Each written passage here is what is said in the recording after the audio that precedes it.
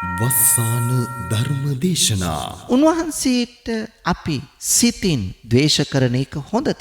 තැන් තැන්වල අපි වචන තිබුණු පළියට භික්ෂුවගේ වැරදි තැන් තැන්වල කියා විවේචනය කරමින් කටයුතු කරන එක සුදුසුද? මෙහෙම කියනකොට කෙනෙකුට හිතේ හාමුදුරුවෝ ඔහොම කිව්වට භික්ෂූන් අතරේ හොඳ නොහොඳ දෙකොල්ලම ඉන්නවා. ඒ නිසා නරක අයටත් අපට හොඳ කියන්නේද හාමුදුරුවෝ කියන්නේ? පින්නතුනි, භික්ෂූන් අතරේ විතරක් නෙවෙයි, ගිහි පින්නතුන් අතරෙත් හොඳ නරක අය ඉන්නවනේ.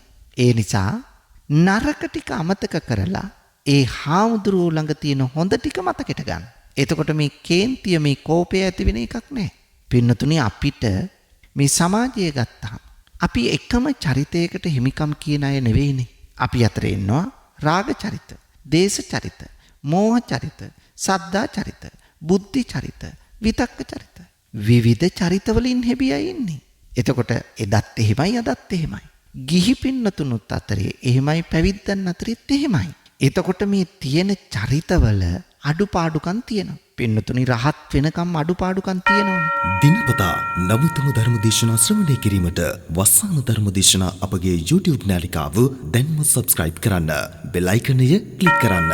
වස්සාන ධර්ම දේශනා YouTube නාලිකාව ඔස්සේ ප්‍රචාරය වන මෙම සුමధుර ධර්මානුශාසනාව වෙනුවෙන් පින්බර දායකත්වයෙන් කටයුතු කළේ පිළියන්දල සිද්දමුල්ල ලිපිනේ පදිංචි සන්ධ්‍යා මුදුතන්තිරිගේ සහ හිරන්ති මුණසිංහ යන දූ දරු පිරිසයි.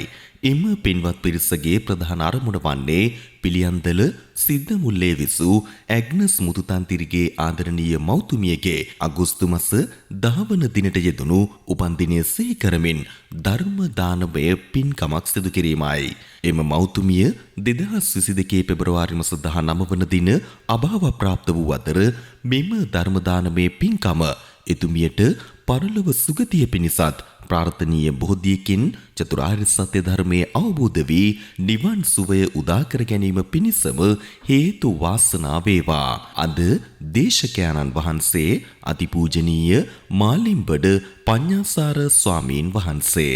අවසරයි අපේ හාමුදුරුවනේ. සමන්ත චක්කවාලේසු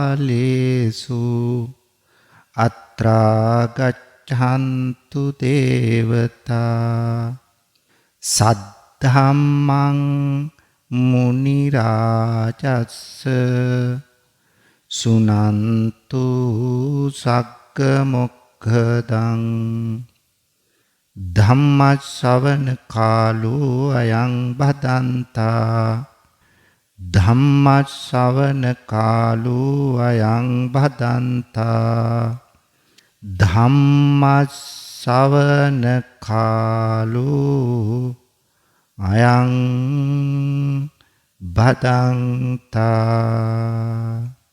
නමෝ තස්ස භගවතෝ අරහතෝ සම්මා සම්බුද්දස්ස. නමෝ තස්ස භගවතෝ අරහතෝ සම්මා සම්බුද්දස්ස. නමෝ තස්ස භගවතෝ අරහතෝ සම්මා සම්බුද්දස්ස. ගිහීන මුපකරොන්තානං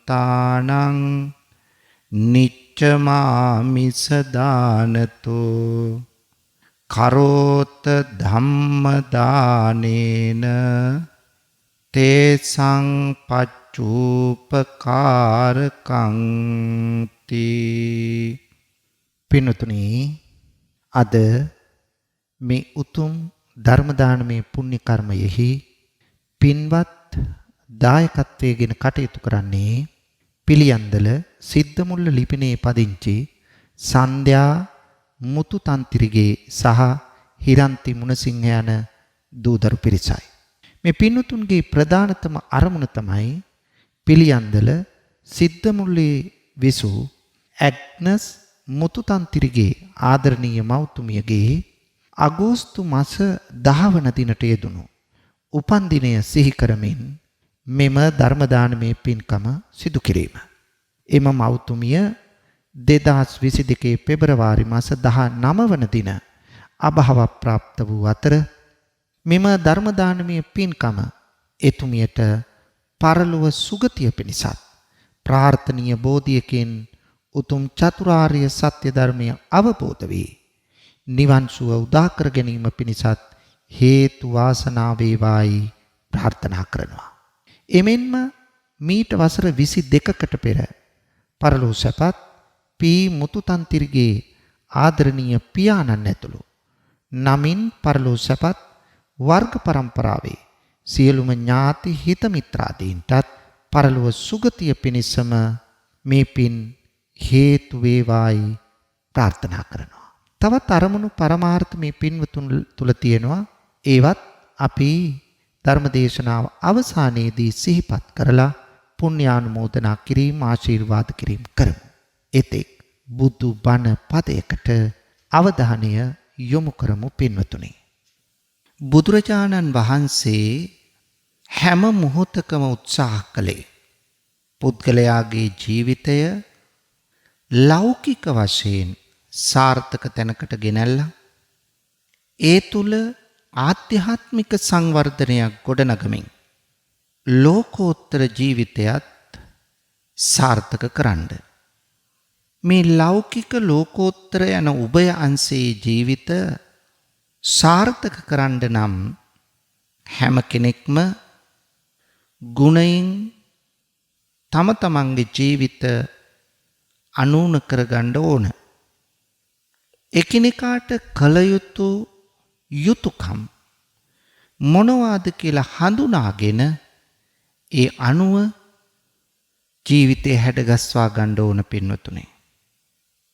දහම තුල පෙන්වා දෙනවා සාර්ථක ජීවිතයක් ගෙවන්න නම් අපට අත්‍යවශ්‍යයි අපේ ආධ්‍යාත්මික සංවර්ධනය ඇති කර ගැනීම. ආධ්‍යාත්මික සංවර්ධනය කියන්නේ ගුණධර්ම වර්ධනය කරගන්න එක. ගුණධර්ම වර්ධනය කරගන්න නම් අපි කල්යාණ මිත්‍රයෙක් ආශ්‍රය කරන්න ඕන. ඉතින් බුදුරජාණන් වහන්සේ පෙන්වලා දීලා තියෙනවා තමන්ට ඉන්න කල්යාණ මිත්‍රයන් වහන්සේ හැටියට භික්ෂුව.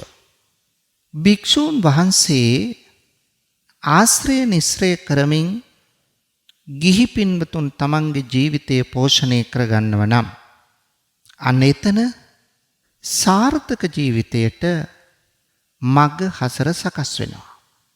පින්වතුනි, ගිහි පැවිදි සම්බන්ධය වර්ධනය වෙනකොට ගිහියා පැවිද්දාටත් පැවිද්දා ගිහියාටත් එකිනෙකාට ඉෂ්ට වෙන්න ඕන යුතුයකම් ඉටු කරන අතර දෙදෙනාම ගුණවත් භාවයෙන් ඉදිරියට යනවා. ඒක හරි අන්‍යෝන්‍ය සුහද සම්බන්ධයක් පින්වතුනි. ගිහි පින්වතුන්ගේ සම්බන්ධතාව පවතිනකොට ගිහි කෙනෙකුට අවවාද අනුශාසනා කරන භික්ෂුවට එක පැත්තකින් වැරදි කරන්න ඉඩක් නැහැ. එතකොට ගිහි ජනතාව සැදැහැවතුන් හිතවතුන් නිසා භික්ෂුව ආරක්ෂා වෙනවා. අනික් පැත්තෙන් භික්ෂුව ඇසුරු කරන ගිහි ජනතාව භික්ෂුවට පිටුපා භික්ෂුවට සැඟවි තමන්ට වැරදි කරන්න බෑ. එතකොට දෙපැත්තම ආරක්ෂා වෙනවා. ගිහියා නිසා භික්ෂුව නොපිරිහි ආරක්ෂා වන අතර භික්ෂුව නිසා ගිහියාද වැරදි නොකර තමනුත් පිරිහෙන්නේ නැතුව ආරක්ෂා වෙනවා. බලන්න ගහට පොත්ත වාගේ මොන තරම් දියුණු ඵලදායි සම්බන්ධතාවක්ද මේ. මේ සම්බන්ධතාව තමයි එදා වගේම වත්මන් ජන සමාජයට අත්‍යවශ්‍ය වන්නේ පින්වතුනි. මේ සම්බන්ධය එදා වගේ ගමයි පන්සලයි මේ සම්බන්ධය තියෙනවා නම් අපේ දරුවන් නොමග යන්නේ නැතුව කල යුත්ත නොකල යුත්ත හඳුනගෙන චාරිත්‍ර වාරිත්‍ර හඳුනගෙන සිරිත් විරිත් හඳුනගෙන යහපත අයහපත හඳුනගෙන නිසිමග ගමන් කරන්නට පෙළඹෙනවා.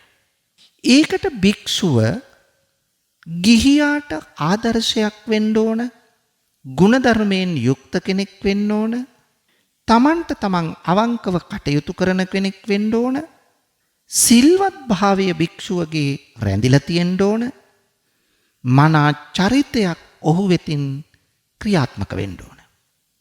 මේ ආදර්ශ සම්පන්න ලෙස භික්ෂුව ක්‍රියා නොකරනවා නම්, ගුණධර්ම අවවාද දෙන භික්ෂුව තුල ගුණධර්ම නැත්තම්, ඔහු තුල චරිතවත් බව නැත්තම්, කවදාවත් ඒ භික්ෂුව ආශ්‍රය කරන්ඩ ගිහි ජනතාව පෙළඹෙන්නේ නැහැ. ඒ නිසා අවවාද අනුශාසනා මඟ පෙන්වන භික්ෂුවගේ චරිතය හැම විටම නිවැරදි පූර්වාදර්ශයට ගත හැකි චරිතයක් විය යුතුයි. එතකොට මා පෙර කී වාසේ භික්ෂුව නිසා ගිහියා රැකෙන අතර ගිහියා නිසා භික්ෂුවත් සුරක්ෂිත වෙනවා. බලන්න පින්වතුනි, මේ අන්‍යෝන්‍ය සම්බන්ධය පවත්වන්න පුළුවන් නම් මේ විදියට මොන තරම් පැහැබර ගුණගරුක ජන සමාජයක් නිර්මාණය කරන්න පුළුවන්ද? වර්තමානයේ ඕන ඒක නෙමෙයිද? නොමග යන සමාජයේ සුමගට ගන්නට භික්ෂුවට කළ හැකි කාර්යභාරය මේ මෙපමණයි කියලා සීමා කරන්න බෑ. ඒ නිසායි බුදුරජාණන් වහන්සේ මේ ගිහි පැවිදි සම්බන්ධය කොහොමද ක්‍රියාත්මක වෙන්න ඕන කියන එක පැහැදිලිවම දේශනා කරලා තියෙන්නේ.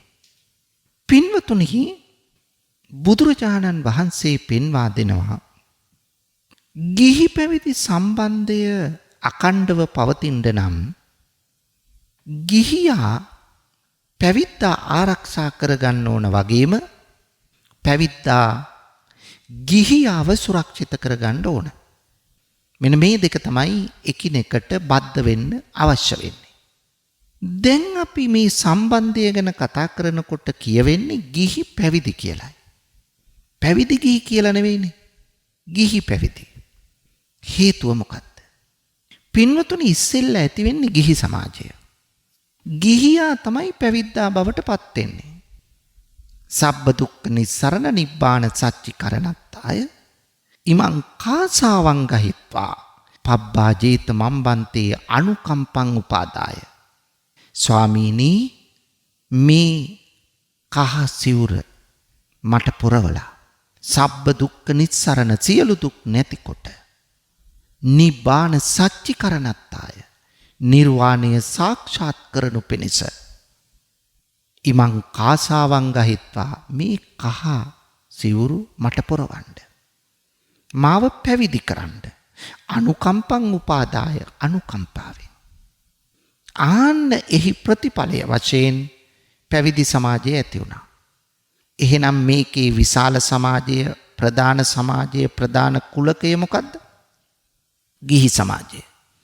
ගිහි සමාජය තුල තියෙන මේ ප්‍රධාන කුලකය තුල තියෙන උපකුලකය තමයි පැවිදි සමාජය. එහෙනම් ගිහියා පැවිද්දා වුණාට පස්සේ ගිහි සමාජයේ තුලින් තමයි පැවිද්දා නිර්මාණය වෙන්නේ.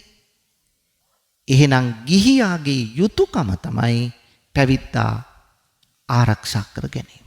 පැවිද්දා ආරක්ෂා කරගන්න ගිහියෙකු පැවිද්දාට ඉටු කරන්න ඕන ගුණධර්ම යුතුයකම් වගකීම් මොනවද? මේ සම්බන්ධය සුරකෙන්න. මේ සම්බන්ධය සුරකුණොත් නේ ගුණගරුක සමාජයක් නිර්මාණය වෙන්නේ. එහෙනම් මොනවද? බුදුහාමුදුරුවෝ පැහැදිලි කරනෝ පින්නතුනි. මෛත්‍රී සහගත කාය කර්මයෙන් සංග්‍රහ කරන්න. ගිහියා පැවිද්දා විශේෂෙහි තමන්ගේ කය මෙහෙයවන්න ඕන මෛත්‍රියෙන්. වචනය මෙහෙයවන්න ඕන මෛත්‍රියෙන්. සිත මෙහෙයවන්න ඕන මෛත්‍රියෙන්. එහෙනම් ගිහි ජනතාවගේ සිත, කය, වචනය තුන්දොර මෙහෙයවන්න ඕන කොහොමද? මෛත්‍රී සහගත මනෝභාවයකින්. හැමතිස්සෙම තියෙන්න ඕන මෛත්‍රිය. පින්වතුනි, මෛත්‍රිය කියන වචනේ තේරුම මිතුරුකමයි.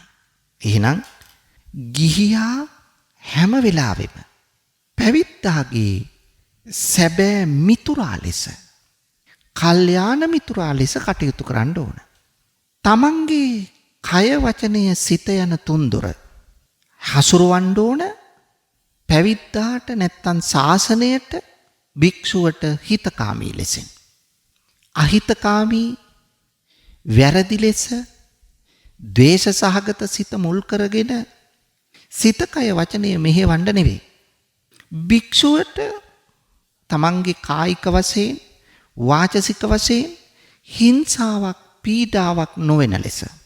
ඒ වගේම භික්ෂුවගේ දෛනික කටයුතු වලට තමන්ට කායික වශයෙන් කරන්න පුළුවන් උදව් උපකාර කරමින් තමාගේ වචනය ප්‍රවේශම් කරගෙන භික්ෂුවට අවැඩක්, එහෙම නැත්නම් භික්ෂුවට නින්දාවක්, අපහාසයක්, උපහාසයක් සිදු නොවන පරිදි වචනයේද බොරුවෙන්, කේලමෙන්, පරුස වචනයෙන්, හිස් වචනයෙන් ඈත්ව ක්‍රියාවට නගන්න ඕන.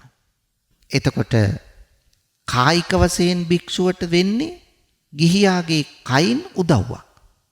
විහාරස්ථානයේ දියුණු කරන්න, විහාරස්ථානයේ පිරිසිදු කරන්න, විහාරස්ථානයේ උන්නතියට කටයුතු කරන්න, ශ්‍රම දායකත්වයේ ලබා දෙන්න අවංකව කටයුතු කරනවා නම්, මිත්‍රශීලී ආකල්පයෙන් ක්‍රියා කරනවා නම් ඒක තමයි මෛත්‍රී කාය කර්මය.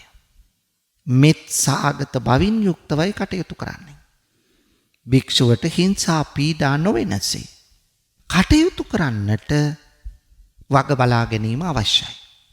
අනික් පැත්තෙන් භික්ෂුව රවටන, භික්ෂුවට නින්දාවන, අපහාසවන, උපහාසවන, භික්ෂූන් කොටවන, භික්ෂූන්ගේ කාලය කාදමන වචන භාවිත කරමින් ක්‍රියා නොකළ යුතුයි.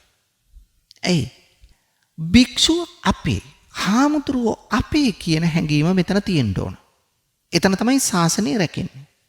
දැන් බලන්න, අපට පේනෝ ලංකාවේ කුරුණෑගලින් එහාට ගියාට පස්සේ අනුරාධපුර දෙහාට යනකොට කොහොමද භික්ෂුවට අමතන්නේ? හැම කෙනාම අමතන්නේ. නිකම්ම හාමුදුරුවනේ කියන්නේ.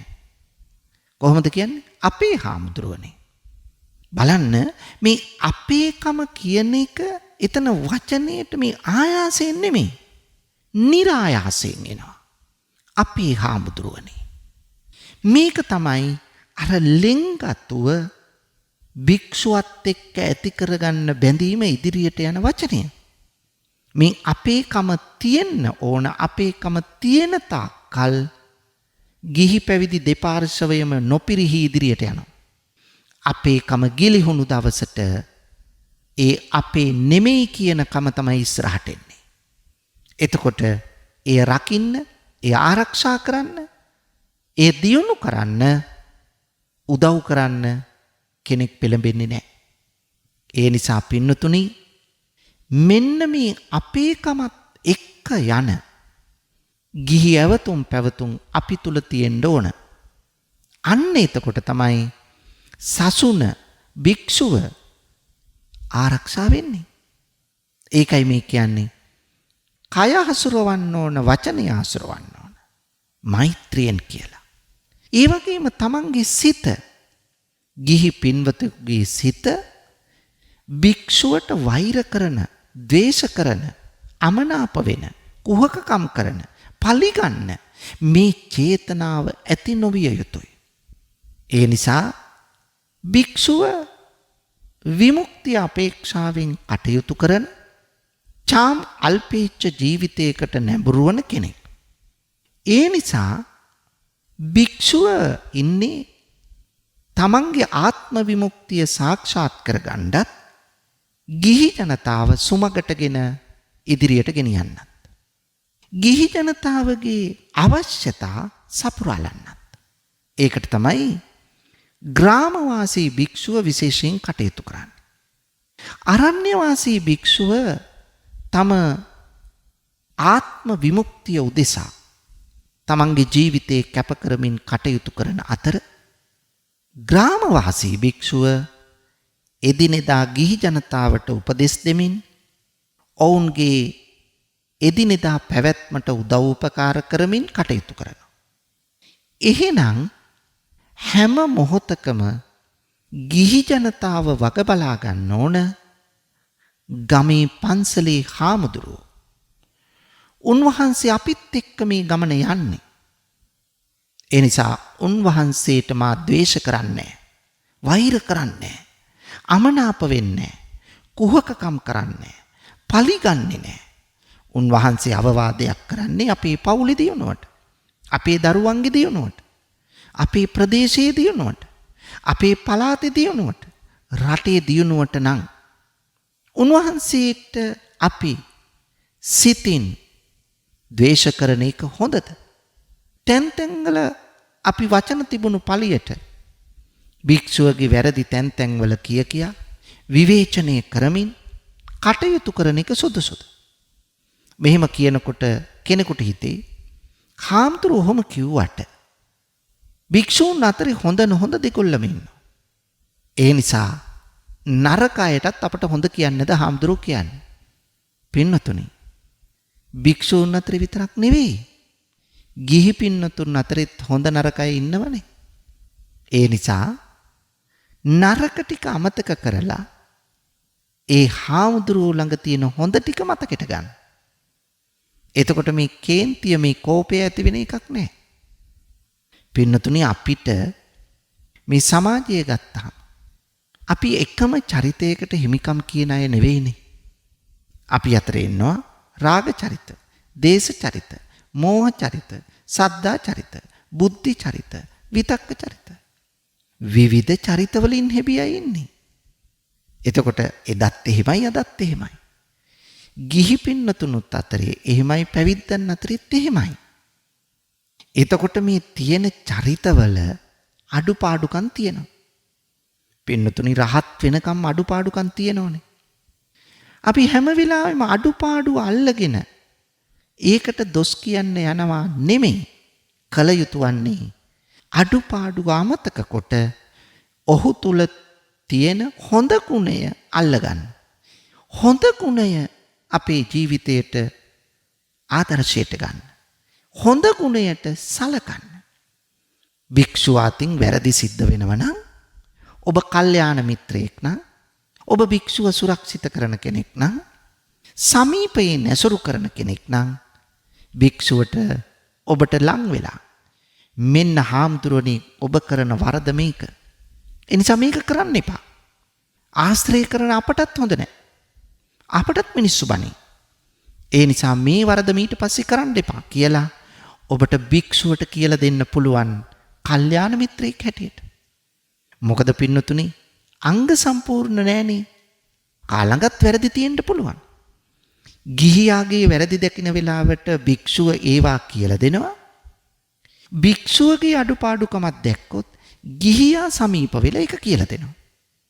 මේක නෙමෙයිද අපිට ඕන? එහෙම නැතුව අතනයි මෙතනයි විවේචනය කර කර බැන බැන දොස් නගමින් අපහාස කරමින් අපි මේ උඩ බලාගෙන කෙල ගහ ගන්නවා වගේ වැඩක්. උඩ බලාගෙන කෙල ගැහුවම තමන්ගේ ඇඟටමයි වැටෙන්නේ. ඒ නිසා මේ සසුනට අගෞරව කරනවායි කියන්නේ ශාසනය වෙනින් කෙනෙක් කියලා හිතන්න එපා. ගිහි ඔබ හිතන්න ශාසනය අපේ. එතකොට අපි තැන් තැන් වල විවේචනය කරාම, දොස් කිව්වාම, නිඳා කළාම, අපහාස කළාම ඒක අපේ ශාසනයට වඩා හානියක් වෙනවා. ඒක නෙමෙයි කරන්න ඕන පින්නතුනි. භික්ෂුවගේ අඩුපාඩුවක් දැක්කොත් ඒ අඩුපාඩුව තැන් තැන් වල කියව යන එක නෙමෙයි කරන්න ඕන. ඔබ දන්න හිතකාමී, ඔබට හිතවත් භික්ෂුවක් නම් ඒ භික්ෂුවට සමීප වී ඒ අඩුපාඩුව කියලා දීලා ඔහු හොඳ මගට ගන්න එක තමයි කරන්න පුළුවන් වෙන්නේ. එහෙම ගන්න බැරි නම් ඒ භික්ෂුව අතහැරලා දානවා. ඒකයි කළ යුතු වන්නේ. ඒ නිසා අන්න ඔබ බුද්ධ බුද්ධිමත් ගිහි පින්නතුන් හැටියට කළ යුතු දේ. නැත්තම් මේ ශාසනය මේ ජාතිය විනාශ වෙන එක වළක්වන්න බෑ. අපිට දැන් හොඳටම ඇති හැදෙන්න තියෙන කාලය පින්නතුනේ. තව තවත් බලාගෙන ඉන්න එක නෙවෙයි කරන්න ඕන. අපි අපේ අඩුපාඩුකම් හදාගෙන ඉස්සරහට යන එකයි. නැත්තම් අපි අපේ ජාතිය අපේ ආගම අපිම විනාශ කරගත්ත වෙනවා. මේකයි අවශ්‍ය. පින්නතුනේ. ඊළඟට ඔබට ඉෂ්ට කරන්න තියෙනවා භික්ෂුව විශේෂයි මෛත්‍රියෙන් තමන්ගේ සිත කය වචනය මෙහෙව්වා. ඊළඟට භික්ෂුව කෙරෙහි ඔබට පුළුවන් සිව්පසයෙන් උපස්ථාන කරන්න. පින්නතුනි. එදිනෙදා භික්ෂුව යැපෙන්නේ ගිහි පින්නතුන් දෙන දේ අනුව. ඇයි? පරපටි බද්දාමේ ජීවිකා.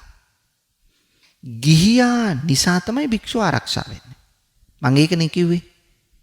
ගිහි සමාජය තුල තමයි භික්ෂු සමාජය නිර්මාණය වෙන්නේ. ඒතකොට ගිහියාගේ උදව්ව මත තමයි භික්ෂුවගේ පැවැත්ම රඳා පවතින්නේ. ඒ නිසා චීවර, පිණ්ඩපාත, සේනාසන, ගිලාන ප්‍රත්‍ය මෙන්න මේ වයින් භික්ෂුවට උදව් කරන්න පුළුවන්. එතකොට දානි ටික දෙන එක දැන් බලන්න දානි දෙන්න ගියාම භික්ෂුව පුජ්‍යලිකවත් හිතලා දන් දුන්නට කමන්නේ. අපේ හාමුදුරුවෝ අපි ආරක්ෂා කර ගන්න ඕන.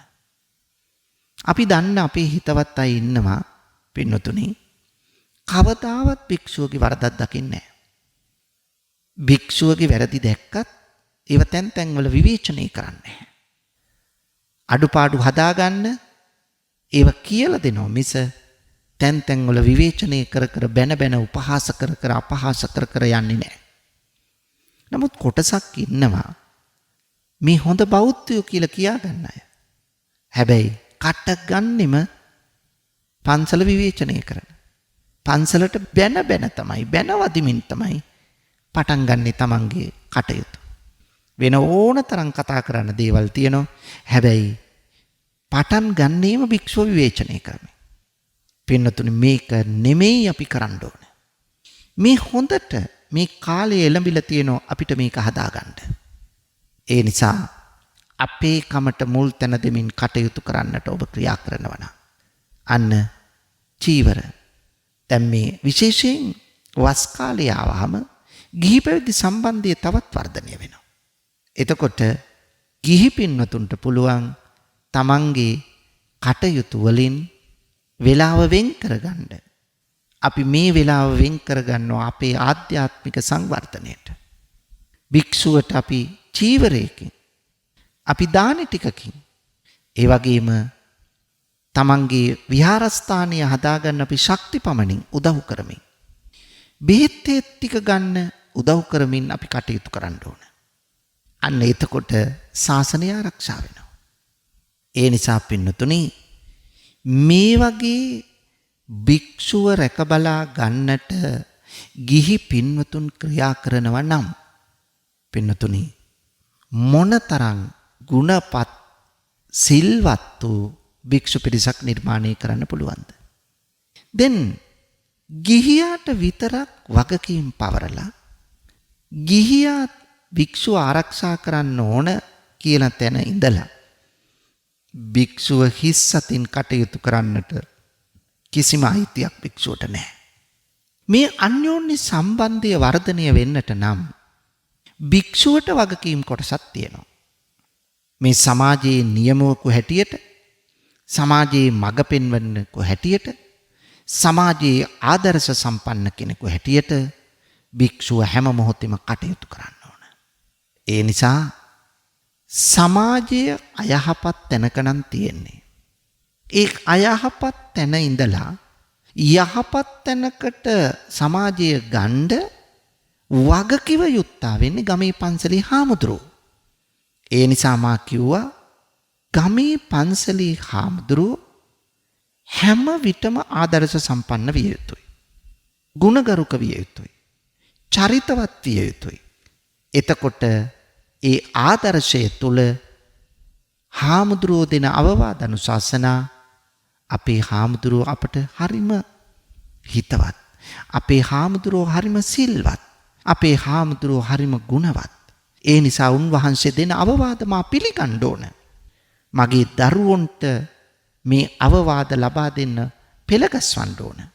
දරුවන්ව ලං කරලා භික්ෂුවගේ මඟ පෙන්වීමෙන් අපේ දරු කල හදා ගන්න ඕන.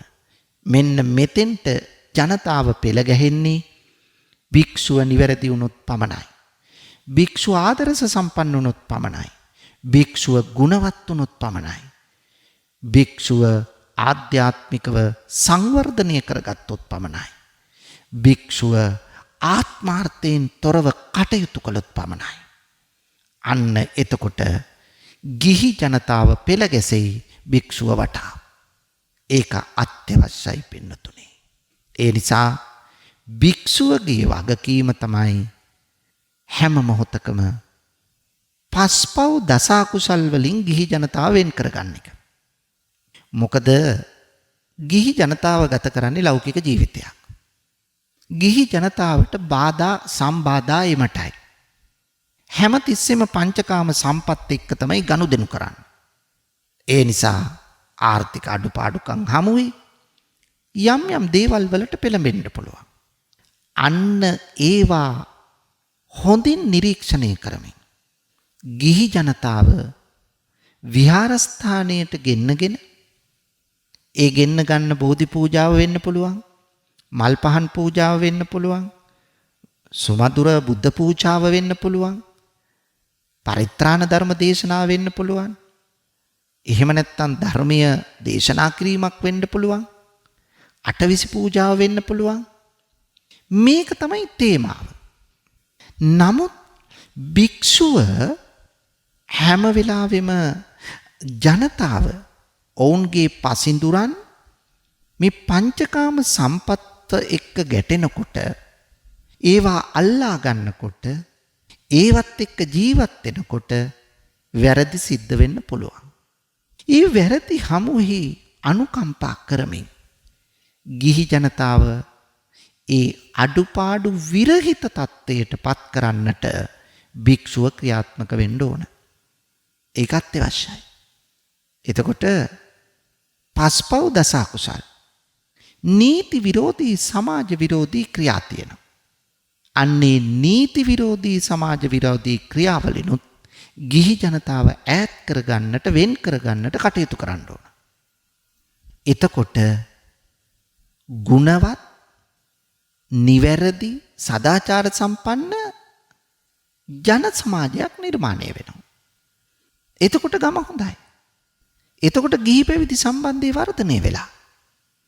ඒ නිසා පින්නතුනි මෙන්න මේක අත්‍යවශ්‍ය කාරණයක්. එහෙනම් ගිහියන්ට වැඩ කොටසක් තියෙනවා වගේම පැවිද්දන්ටත් ඊට වඩා වැඩ කොටසක් තියෙනවා. මේ සමාජයේ ඉදිරියට යන්න පැවිද්දට විශාල කාර්යභාරයක් තියෙනවා පින්නතුනි. ඒක ඉෂ්ට කරන්න ඕන.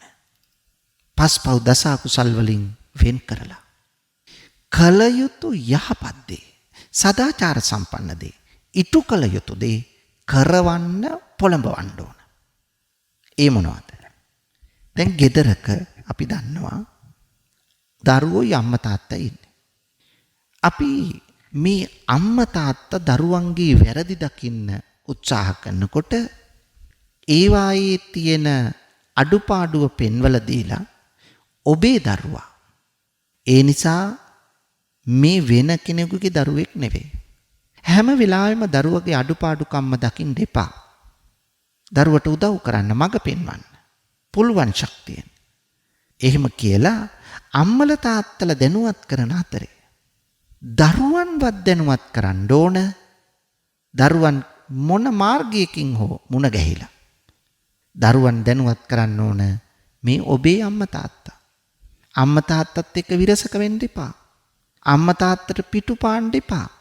අම්මා තාත්තගේ අවවාද අනුශාසනා නොපිළිගෙන හිතුවක්කාරී ලෙස කටයුතු කරන්න එපා. එහෙම වුණොත් ඕගොල්ලෝ දෙකොල්ල අතර ඇති වෙන්නේ ගැටුමක්.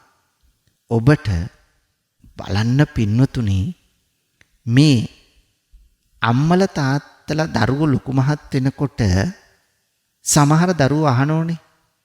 ඇත්තටම ඕගොල්ලෝ මොනවද අපිට කළේ? ඔහොම අහන්නේ නැද්ද සමහර දරුවෝ? අහනවා. ඒ කියන්නේ අම්මලා තාත්තලාගේ කාර්යය දන්නේ නැහැ. ඒකයි මේ අහන්නේ එහෙම. කියන්නේ එහෙම. කිසිවක් නොකළ වගේ.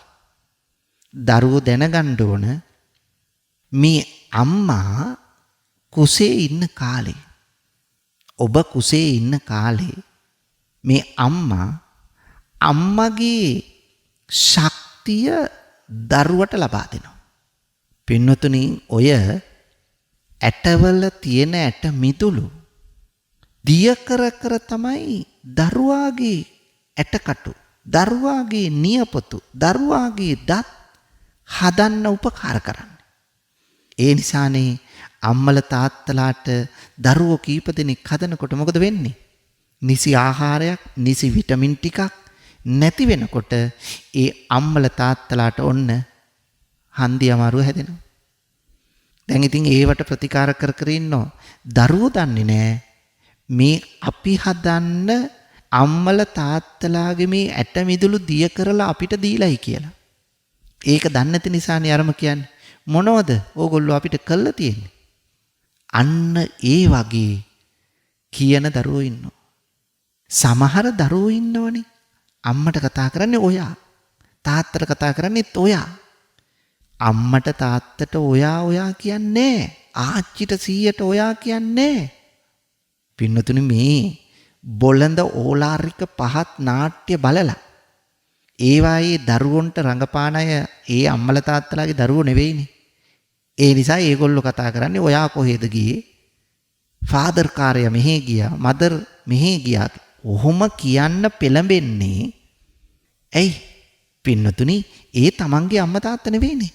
ඒ නිසා ඔයා මෙයා අරයා තමන්ගේ නියම අම්මට තාත්තට කවදාවත් ඔයා කියලා කතා කරන්න එපා. එහෙනම් කොහොමද කතා කරන්න කියලා අහයි. කතා කරන්න ඕන අම්මේ ඔයා කොහෙද ගියේ කියලා නෙමෙයි. අම්මේ අම්මා කොහෙද ගියේ? අපි ජීවිතේට අපේ අම්මට තාත්තට එහෙම කතා කරලා නැහැ. එහෙම කතා කරන පසුබිමක් අපට හදලා නැහැ. ඒ නිසා පින්නතුනි මෙන්න මේවා ඔය දරුවෝ දැනුවත් කරවන්න ඕන ඒ භික්ෂුව හරහා. ඒ නිසා භික්ෂුවටත් කතා කරන්නේ සමහර ඔයා මෙයා කියලානේ. ඒ නිසා ඒව කියලා දෙන්න ඕන.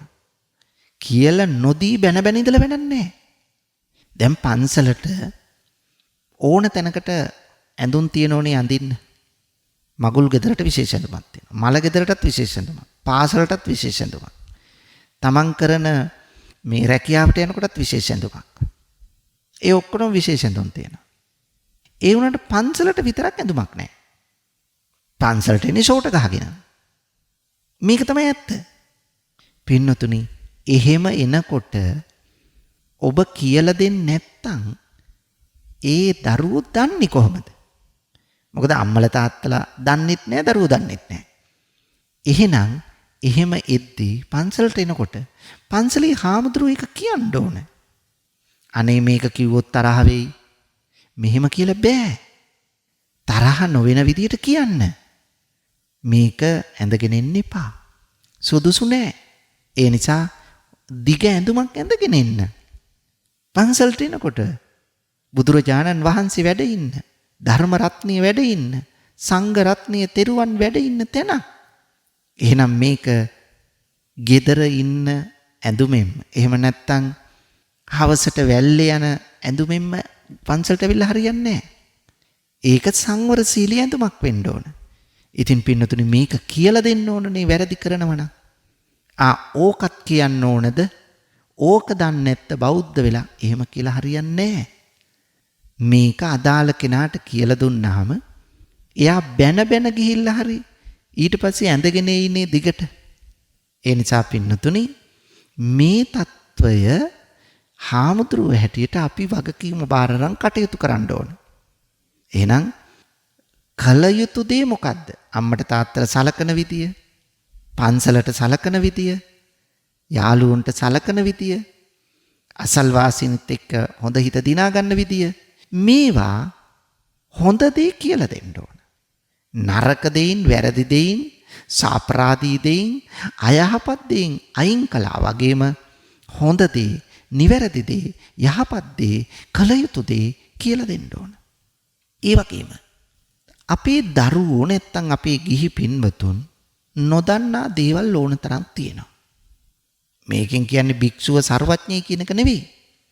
ධර්මයෙන් දැනුවත් වන භික්ෂුව දන්න කොටසක් තියෙනවා. එතකොට ලෞකික වශයෙන් ගිහි ජනතාව නොදන්නා දේවල් වලින් දැනුවත් කරන්න පුළුවන්. ලෞකික වශයෙන්. ලෝකෝත්තර වශයෙන් නොදන්නා දේවල් වලින් දැනුවත් කරන්න පුළුවන්. ඔන්න දන්නා නොදන්නා දේවල් තියෙනවා නම් ඒවා මොනවද? ලෞකික ජීවිතේ නොදන්නා දේවල්, ලෝකෝත්තර ජීවිතේ නොදන්න දේවල්. අගුණ දහම් තියෙනවා නම් ගුණ ධර්ම කියලා දෙනවා. දුසිල්වත්කම් තියෙනවා නම් සිල්වත්කම කියලා දෙනවා.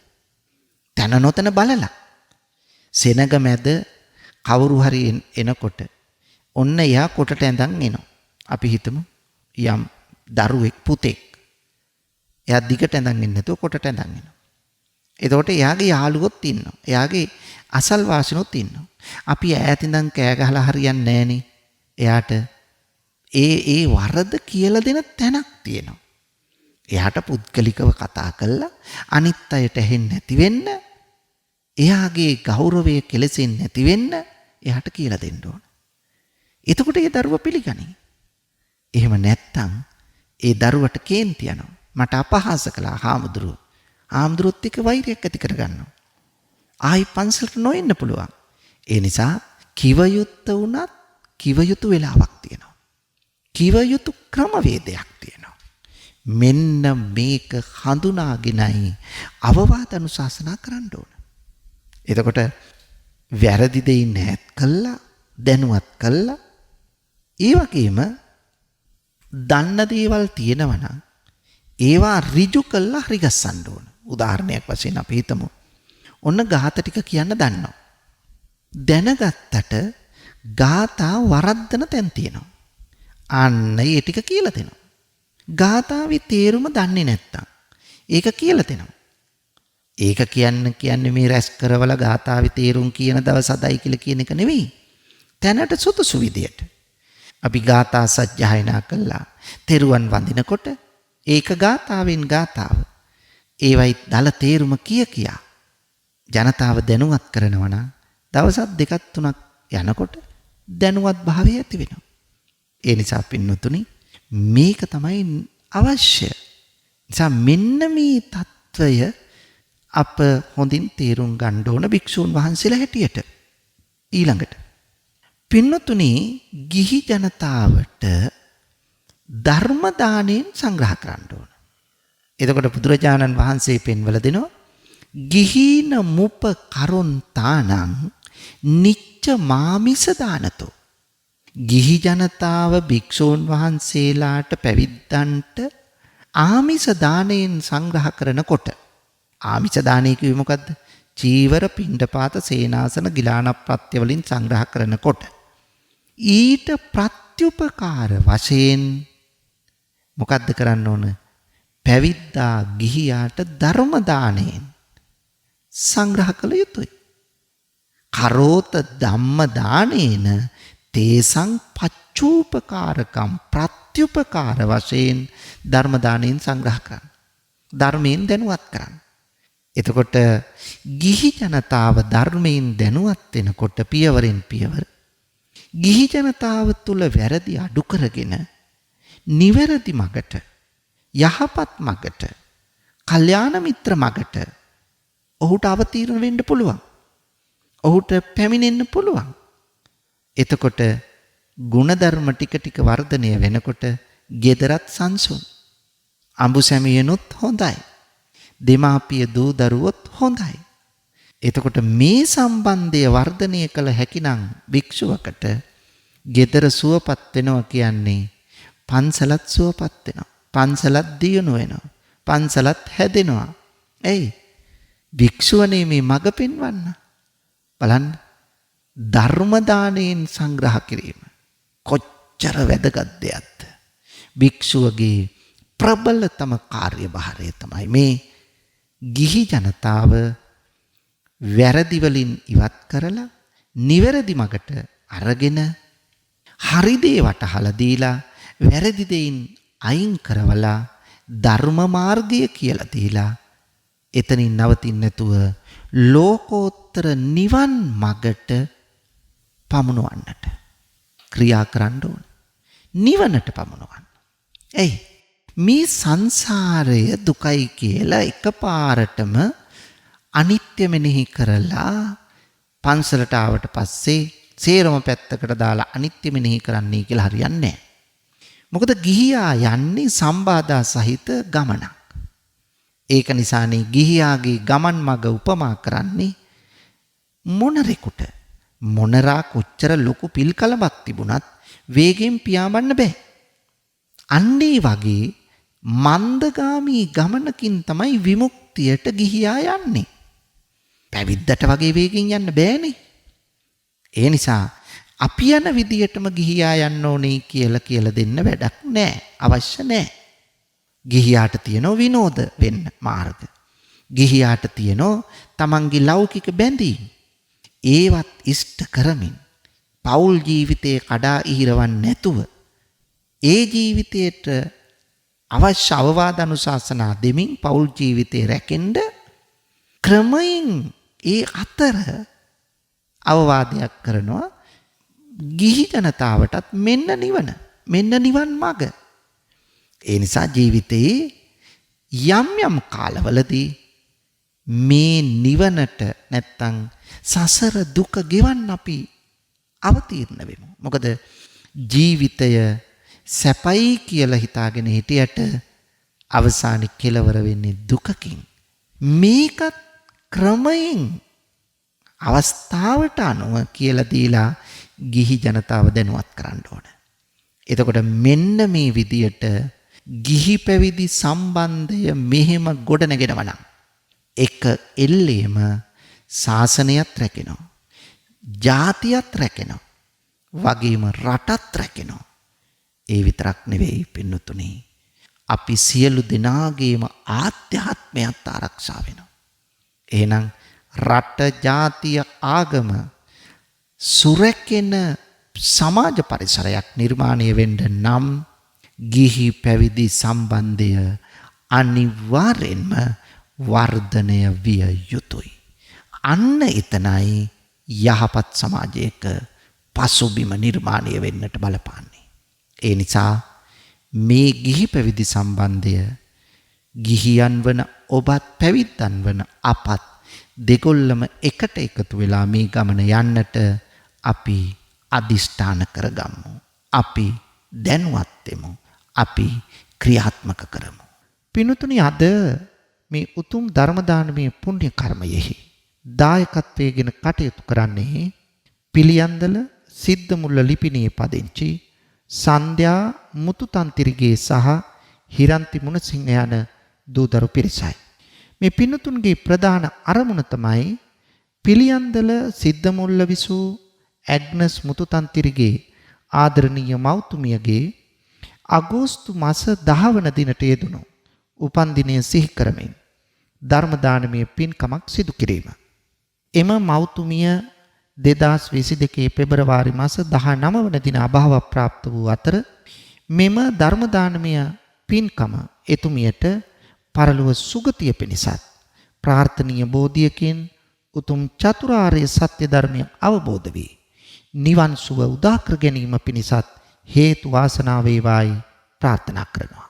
එමෙන්ම මීට වසර 22කට පෙර පරලොව සැපත් පී මුතුතන්තිරිගේ ආදරණීය පියාණන් ඇතුළු නමින් පරලොව සැපත් වර්ග පරම්පරාවේ සියලුම ඥාති හිත මිත්‍රාදීන්ටත් පරලොව සුගතිය පිණිසම මේ පින් අනුමෝදන් වේවායි ප්‍රාර්ථනා කරනවා. දායකත්වයේ දරුවෙම පින්වත් පවුලේ සියලුම දෙනාටත් නිදුක් නිරෝගී සුවය සහ දීර්ඝායුෂ ලැබේවා. දේශකයාණන් වහන්සේ ඇතුළු මහා සංඝරත්නයට මේ පින් බලෙන් නිදුක් නිරෝගී බව දීර්ඝායුෂ වේවා. බණැසු ලක්වැසි ලෝවැසි සියලු දෙනාටත් වහවහාම සුඛ පටිපදාවෙන් චතුරාර්ය සත්‍ය ධර්මය අවබෝධ වීම පිණිසම මෙම උතුම් ධර්ම දානමය කුසලය හේතු වාසනා වේවායි මේ පින්වත් පිරිස ප්‍රාර්ථනා කරනවා. ඒ සියලු ප්‍රාර්ථනා ඒ අයුරින් ඉෂ්ට සිද්ධ වේවා. මෙලොව යහපත පරලොව සුගතියත්පත් වේවා. අවසන උතුම් අමා මහ නිවනම සාක්ෂාත් වේවායි ප්‍රාර්ථනා කරමු. ඔබ සැමට උතුම් තුනුරුවනේ අනන්ත ආශිර්වාදයම ලැබේවා. වස්සාන ධර්මදේශනා YouTube නාලිකාව ඔස්සේ ඔබ ඒ ශ්‍රවණය කළේ පිළියන්දල සිද්ධමුල්ලේ විසූ ඇග්නස් මුදුතන්තිරිගේ ආදරණීය මෞතුමියගේ අගෝස්තු මාස 10 වන දිනට යෙදුණු උපන්දිනය සිහි කරමින් දානයන් අතර උතුම් වූ දානය ධර්ම දානමය පින්කමක් සිදු කිරීමයි. සිදු කළා වූ ධර්ම දානමය කුසලයේ ආනුභාව බලයෙන් ඇග්නස් මුදුතන්තිරිගේ මෞතුමියගේ පරලොව සුගතිය පිණිසත් ප්‍රාර්ථනීය බෝධියකින් චතුරාර්ය සත්‍ය ධර්මය අවබෝධ වී නිවන් සුව උදා කර ගැනීම පිණිසම මෙම ධර්ම දානමය කුසලය හේතු වාසනා වේවා. ඒ වෙනුවෙන් පින්බර දායකත්වයෙන් කටයුතු කළේ පිළියන්දල සිද්ධමුල්ල ලිපිනේ පදිංචි සන්ධ්‍යා මුතුතන්තිරිගේ සහ හිරන්ති මොනසිංහ යන පින්වත් දූ දරු පිරිසයි. සිදු කළා වූ ධර්ම දානමය කුසලයේ ආනුභාව බලයෙන් එම පින්වත් පවුලේ සියලුම දෙනාටත් නිදුක් නිරෝගී සුවය සහ දීර්ඝායුෂ පිණිසම මෙම ධර්ම දානමය කුසලය හේතු වාසනා වේවා. ධම්මසූ ඔබ සැමට සම්මා සම්බුදු සරණයි.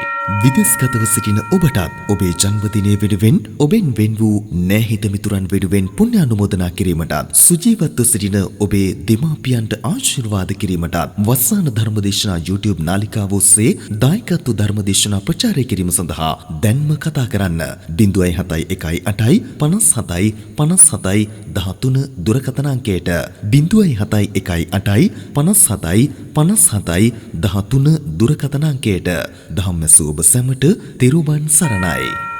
071 8 57 57 13 071 8 57 57 13 වස්සාන ධර්මදේශනා දිනපතා නවතම ධර්මදේශනා ශ්‍රවණය කිරීමට වස්සාන ධර්මදේශනා අපගේ YouTube නාලිකාව දැන්ම subscribe කරන්න. බෙල් අයිකනය ක්ලික් කරන්න. වස්සාන ධර්මදේශනා